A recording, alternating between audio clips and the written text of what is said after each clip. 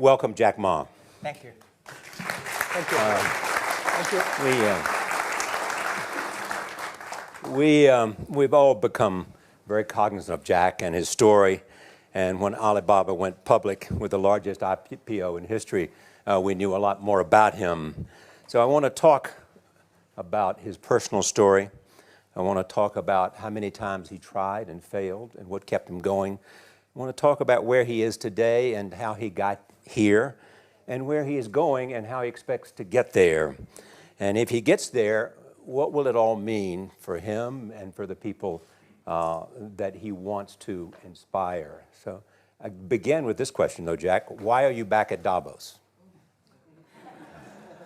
It's a long break for 7 years. I think my last trip here was year 2008. But I was coming for year 2001 for the Young Global Leader for Tomorrow. And remember, I never heard about the Davos when I came. But when I came, in the Switzerland, so many young people demonstrate. It was such a horrible scene that I was, and I asked them, why did they do it? They say, anti-globalization. And I say, why? Globalization is a great thing. Why people don't like it?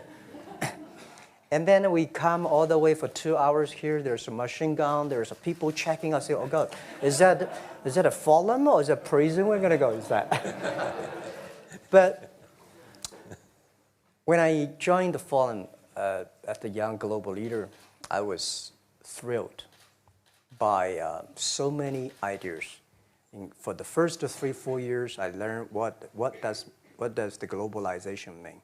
What does the corporate citizenship mean? What about social responsibility mean? All these new ideas, and I see so many great leaders talking about leadership, and I benefit a lot. And the year 2008 and 2009, when the financial crisis came, I think it's better go back to work, because we can never win the world by talking. So go back, spend 7 years. Now I come back, I think it's time to do something return, because I learned so much. Let's talk 12 years ago. So why I should not talking to the young global leader of today, sharing with them how we've gone through. Okay. So that was the thing. Let's start with where you are today. Just how big is Alibaba? How many people come every day? How many people come in a week? How fast is it growing? Yeah, we have over 100 million buyers visiting our site, shopping our site every day. And we created 100 million every day. We created 14 million jobs for China, directly and indirectly. And we grow from 18 people to 30,000 people, 18 people in my apartment, to now we have a 4 big campus. Compared to 15 years ago, we were big, but compared to 15 years later, we're still a baby. How big will you be 15 years from now? I think 15 years ago, I told my team that 15 years, in the past 15 years, we grow from nothing to this size. And 15 years later, I want people to know about Alibaba, know Taobao, because it's already everywhere. I want 15 years ago when we talk about what is e-commerce, why small business can using this e-commerce, this internet, can do business across the nation. And I hope 15 years later, people forget about e-commerce because they think it's like electricity. Nobody thinks it's a high tech today. Now, this is something that I don't want 15 years later. We still walk on the street talking about why and how e-commerce can help people. Talk about the IPO. Did it exceed your expectations? Well, it's a pretty small IPO, 250. Yes. Yeah. The largest IPO in the history of Wall Street. We raised. And number 2 was a Chinese bank. Thank you. I remember year 2001. We went to raise some 5 million, 3 million venture capitalist dollars in the USA, and got rejected. And I say we come back raising a little bit more. But I think, what we think more about is for $25 billion, how we can spend the money efficiently, because this is not the money, this is the trust from the world, the trust from those people. They want you to do better jobs to help more people. They want to have a good return. So I think gives me more pressure, because when our market cap is bigger than IBM, for a certain day we're bigger than Walmart. We're one of the top 10, 15 largest market cap company in the world. I told my team and myself, is that true? We're not that good. Because years ago, people say, Alibaba model is terrible. Does not make money, have this and that, all the big bad things, because Amazon is better, eBay is better, Google is better, and there's no such model like Alibaba in the USA. So I told myself and people, we were better than people thought. But today, when we are that big size, I said, no, we are not that good as people thought. We're just a company 15 years old. Average age is 27, 28 years old, young people. We're doing something that human beings have never tried. So I want to talk about the future. Let me take you back to when you were born in Hangzhou, where the headquarters still are. Yep. And your campus is there. You don't have a loot, don't move your loot. Your headquarters there. Yeah, you found it there, loot there. You grew up in the 60s. 64. Born in 64.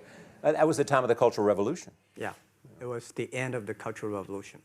It was, well, my grandfather was a tiny landlord, was considered, after liberation, was considered to be a bad guy. So I know how tough it was when I was a kid. You tried to get into 3 colleges. Mm-hmm. Each time they rejected you. No, I tried. There is an examination that young people, if you want to go to university, you have to take the examinations. So I failed 3 times. Right. But a lot of fail. I failed for funny things that I failed a key primary school test for 2 times. And I failed 3 times for the middle schools. And you will never believe in Hangzhou, my city, there's only 1 middle school that lasts only 1 year. It was changed from primary school to middle school because our graduates of our school, no middle school accept us because we were too bad. Yeah. They would become a middle school. What effect did it have, though, being rejected? Well, I think we have to get used to it. We're not that good. Even today, we still have a lot of people reject us. I think when I graduated from universities, and before I, for 3 years, I tried to fill in the universities. So I applied jobs for 30 times, got rejected. I went for a police. They said, no, you're not good. I went to even the KFC. When KFC came to China, come to my city, 24 people went for the job. 23 people were accepted. I was the only one guy. And we went for police. 5 people, 4 of them accepted. I was the only guy that I received it. So to me, being turned down, rejected. Oh, by the way, I told you that I applied for Harvard for 10 times, rejected. I know I'll be rejected. I just don't want to say that. They're sorry now. 10 times you wrote them and said, I'd like to come to Harvard. Yeah. And then I told myself, someday I should go teach there, baby. I think that can be arranged. Richard Nixon came to Hangzhou. Yeah. And after that, tourists flooded the place. Yeah. And that's how you learned English. Yeah. I really like I don't know why, at 12, 13 years old, that time I suddenly fell in love into the language, the English. And there's no place you can learn English at that time. There's no books, English books. So I went to the Hangzhou Hotel, now called Hangzhou Shangri-La Hotel, because that was the hotel can receive the foreign visitors. So every morning for 9 years, I showed them around as a free guide, and they taught me English. And I think that changed me. Today, I'm 100% made in China. I've never got a one-day train outside China. Yeah. And when people talk to me, say, Jack, how can you speak English like that? Why sometimes you talk like an Western guys? I think that was the 9 years. These Western tourists opened my mind because everything they told me are so different from the things I learned from the schools and from my parents. So now I have a habit. Whatever I see, whatever I read, I use my mind. Think about for 2 minutes. Is that how Ma Jun became Jack Ma? Actually, Jack, the name was given by a lady in tennis. She's a tourist. She came here and she said, came to Hangzhou. We become a pen friends. Ma Ring is so difficult to pronounce. So she said, do you have an English name? I said, don't. So can you give me an English name? She said, okay. She said, my father called her Jack. My husband called Jack. What do you think about Jack? I said, good. So I've been using that for that many years. Yeah. First visit to America, 1995? 1995, yeah. I would come here for a project helping the local government to building up a highway. And you tried the internet. I tried the internet in Seattle. And in a building called the U.S. Bank. I don't know whether the U.S. Bank is still there or not, but it's a building. And my friend opened a small office, which is like only 10% bigger than this room. And there are a lot of computers in there. And he said, Jack, this is internet. I asked, what is internet? He said, search whatever you want. At that time, they used Mosaic, very slow, right? Yeah. And I said, I don't use it. I don't want to type because computer is so expensive in China. If I destroy it, yes, I cannot pay. He said, just to search it. So I searched the first word, beer. I don't know why, because it's easy to spell, baby. And I see beers from Germany, beers from USA, beers from Japan, but there's no beer from China. And I say, okay, type the second word is China. No data. Nothing. Nothing. And I said, 1995. 1995. No data about China. So I talked to my friend. Why not make something about China? So we made a small, very ugly-looking page called China. It's something like I did a translation agency. We listed on there. It was so shocking.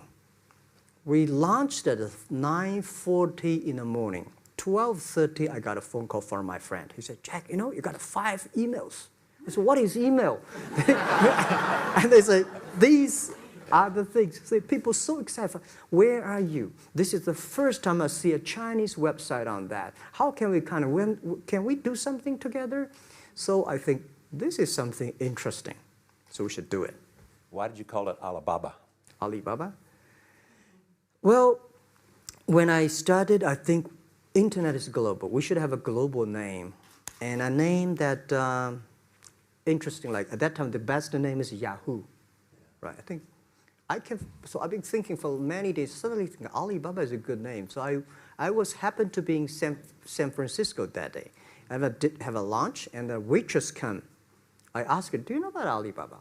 She said, yes. I said, what is Alibaba? She said, Open Sesame. Good. So I went on the street, asked about 10, 20 people. They all know about Alibaba, 40 Thieves, and Open Sesame. And I think this is a good name. And start with A. Whatever you talk about, Alibaba is always top. You have said before that in creating Alibaba, you had to create trust. Yeah. Because people in China were used to face-to-face. Yeah. How did you create trust? I think because we started about doing business on internet. I don't know you, you don't know me. So how can you do things online unless you have trust?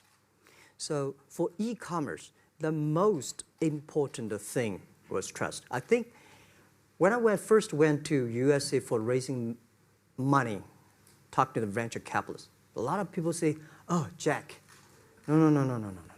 China doing business by the guanxi. How can you do business on internet?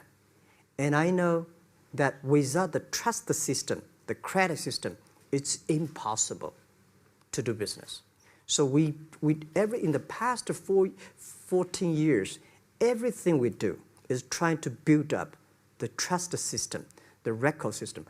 Well, Charlie, you know, I'm so proud today when I talk to the young. Today in China and in the world, people don't trust each other. The government and people and media and everybody think, this guy's cheating. But because of e-commerce, we finish 60 million transactions every day. People don't know each other. I don't know you, I send products to you. You don't know me, you wire the money to me. And I don't know you, I give a person a package, I don't know him. He took something to so cross the ocean, cross the river, and send. This is the trust. We have at least 60 million trust happening every day. But you created it by creating an escrow account in the beginning. Yep. You know, and so you keep the money until they got the product. Yeah. And then you release the money. That's true. I mean, the escrow service is about Alipay. When I had, this idea, I would love Davos, because it was a big decision. Because for first 3 years, Alibaba is just like e-marketplaces for information. What do you have? What I have? We talk a lot of time, but don't do any business because there is no payment. I talk to the banks. No banks want to do it. Banks say, no, this thing never work. So I don't know what to do. Because if I start to launch a payment system, it's against the financial legal laws. Because you have to have a license. But if I don't do it, e-commerce will go nowhere. So then I went to Davos. I listened to a leadership discussion. Leadership is about responsibility. And after I listened to that panel, I give a call to my friends, my colleagues in my apartment, say, do it now, immediately. If something wrong, the government not happy about that, if one body has to go to the prison, Jack might go to the prison. Because it is so important for China, for the world, to build up the trust system. And if you did not do it, I said, and do not do it properly, stealing money, money wash, no trust record, I send you to the prison. So that was the thing. And people don't like it. So many people I talked to at that time for Alipay, they say, this is the stupidest idea you have ever got. But I say, I don't wear the stupid clever as long as people use it. Now we have 800 million people using this Alipay. Stupid things, if you do it, is better. Alipay is a privately held thing. It's not part of Alibaba. No, it's a private. Let me talk about money for a second. Yeah. You have never gotten money from the Chinese government? No. None. None. I want it at the beginning, and later I don't want it because I think if the company always think about picking money from out of the government pockets, that company is rubbish. Think about how can you make money from the customers and market and then help customers succeed. That's our philosophy. No money from Chinese banks? No. No. I at that time I want, and now they want to give me, I don't want it. Yeah. All right. Your relationship with the government. Mm-hmm. Yeah. What's your relationship? I mean, if they didn't, here's what some say, that you have existed in an environment that's not, they have restricted competition for you. And that's a pretty good thing to do for a private company. Yeah. I think the relationship with the government for us is very interesting. For the first 5 years, because I've been working as a part-time jobber for a government organization called Ministry of Foreign Trade, 1997, for 14 months. And I learned that you should never rely on government organization to do e-commerce. And I started a business. I told my people and team, in love with the government, but don't marry them. Respect them. And a lot of people say, well, government officers talking about internet, the censorship and this, that, and they worry about. I think it's the opportunity, it's a responsibility talking to them, tell them how internet can help. So you tell them we create jobs. Oh yeah, I think a lot of people debate and fight against them. And in the first 12 years, anybody come to my office, I sit down talking to them, how we can help economy, how we can create jobs, why China will improve by the internet. I think because internet that time is new to any government. And if you convince somebody, and you have the chance. So today I'm very talkative. That probably this is why I talk to so many people. So, I mean, if the government comes to you and asks you to do something for them. Normally, when government comes say, Jack, can you do this project? I say no. I say no. I can introduce some friends who are interested in doing that for you. But if they continue to want me to do it, I say, okay, I do it, but I don't charge. I hope next time don't come to me again. But recently, we help some government organizations do it. For example, every Spring Festival, the train ticket is so difficult.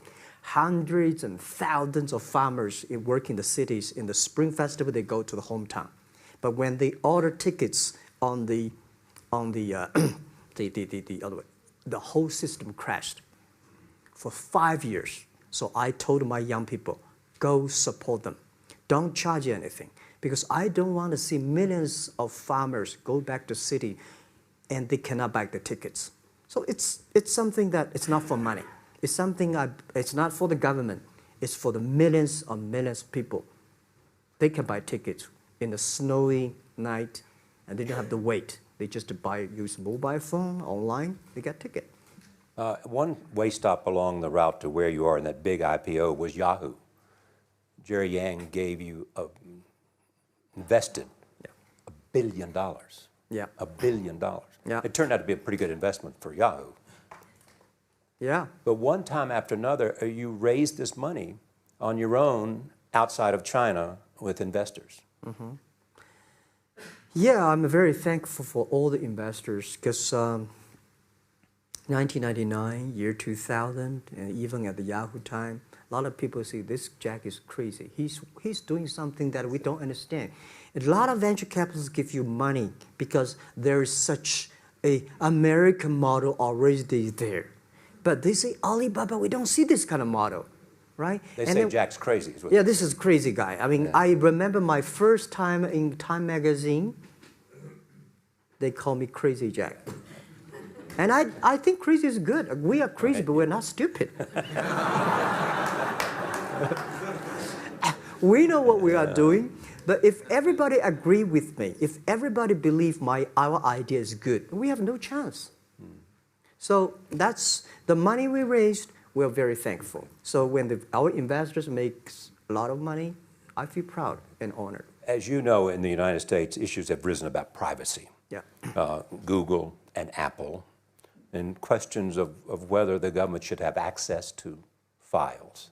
How do you handle that if the Chinese government says you know a lot about people?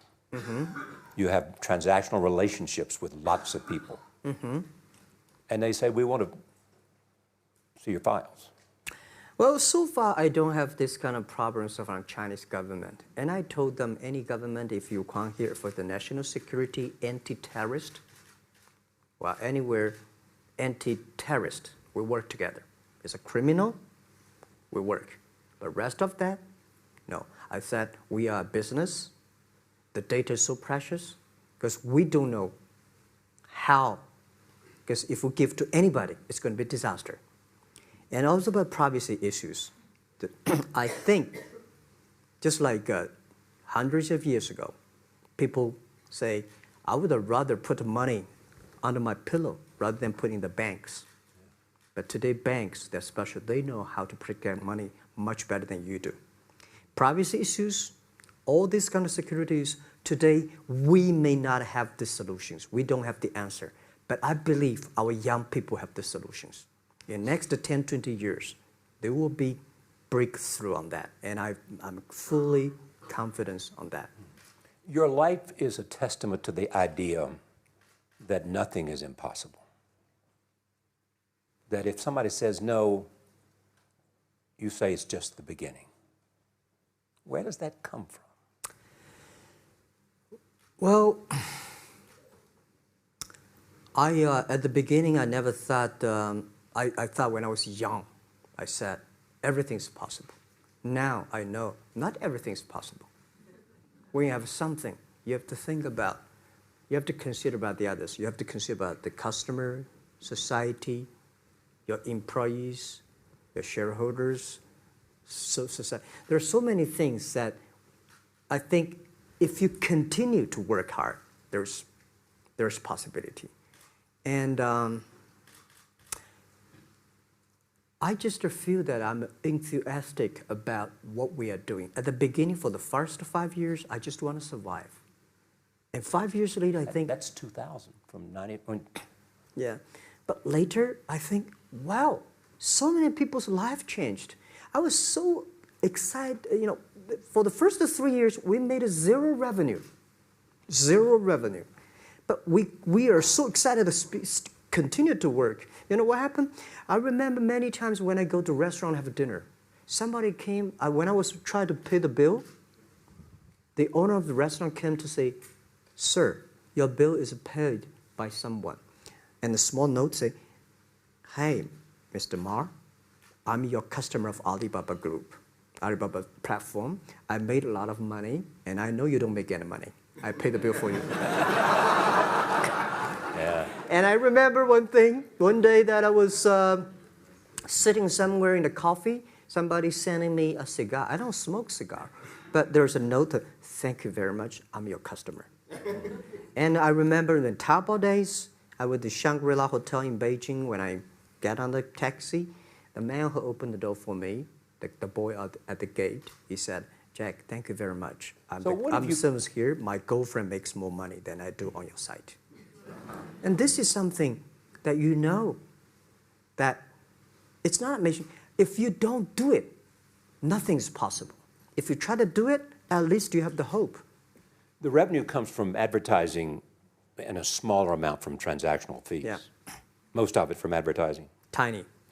Tiny from advertising? Tiny from advertising, tiny from transactions, because we need big mass. Now we have more than 10 million small business power sellers selling our site to everywhere. So the transactions we have is second after Walmart. So tiny. Second after Walmart. Yeah, tiny of the of the money already make us big. So, you know,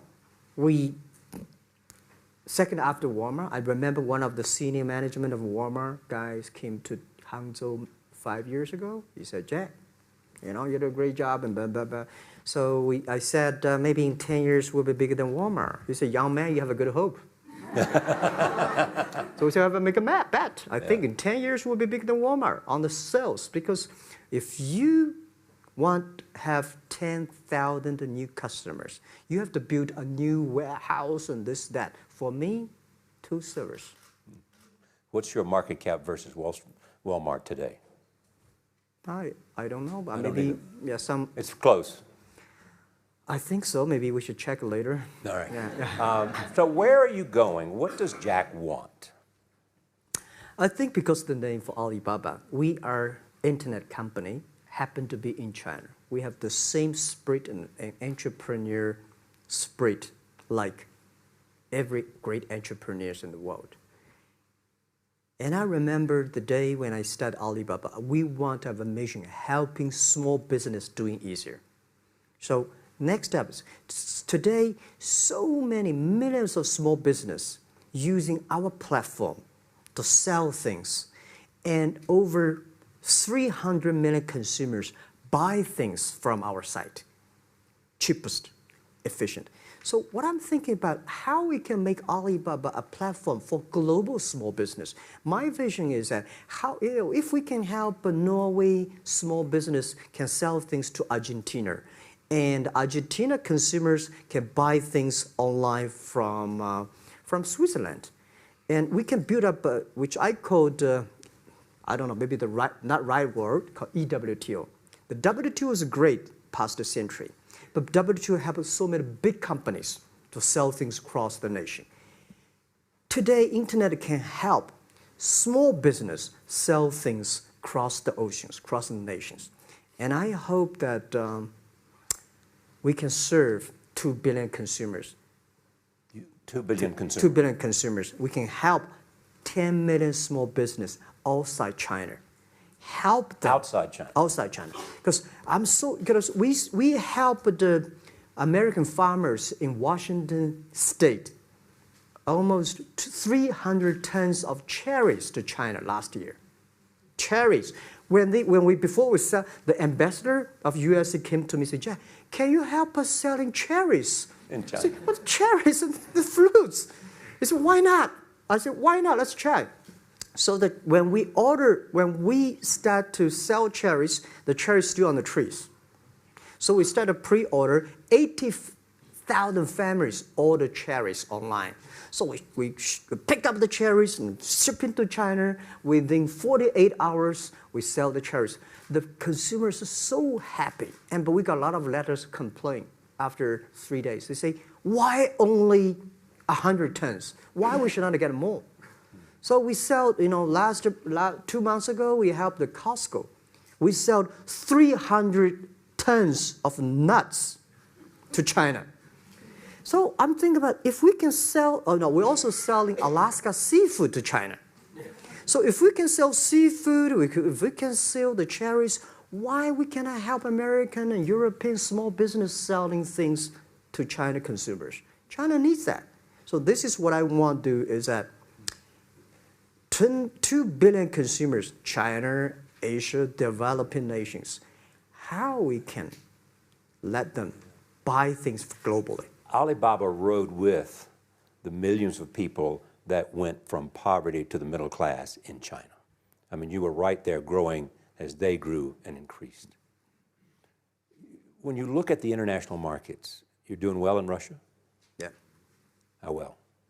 We do pretty good on Russia, and we do also pretty good in Brazil. In Brazil?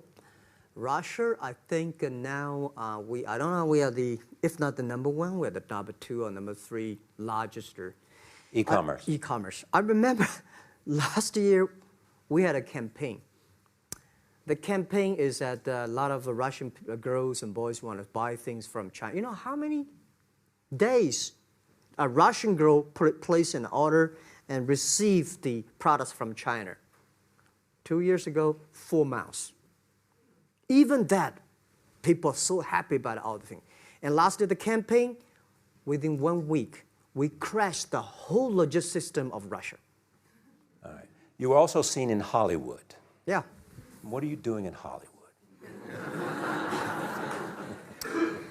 Well, I like the Hollywood innovation at the digital background. I learned so much about the Hollywood movies, especially the Forrest Gump. You love Forrest Gump. I love Forrest Gump. Well, why do you like him? Simple. Never give up. Never give up. People thinking he's dumb, but he knows what he's doing. And I was very depressed the day, year 2002 or 3 in the States, when a bit earlier than that. I was very depressed when I could not find out a way for the internet. And then I watched the movie in my friend's home, Forrest Gump. When I see him, I think, this is the guy we should learn from. Believe what you're doing, love it, whether people like it, don't like it, be simple. And like the word, life is like a box of chocolate. You never know what you can get, right? I never know I would be here talking to you and talking to Charlie Rose. I never know. But today I made it. I told my people in my apartment 15 years ago, guys, we have to work hard, not for ourselves. If we can be successful, 80% of the young people in China can be successful. We don't have a rich father, powerful uncle. We don't have $1 from bank, 1 cent from government. Just work as a team. So what do you worry about? I worry about it today. Young people, a lot of young people lose hope, lose vision, and start to complain. Because we also have the same period. Because when it's not a good feeling being rejected by so many people. We also depressed, but at least later we find that the world has a lot of opportunity. How you see the world, how you catch the opportunity.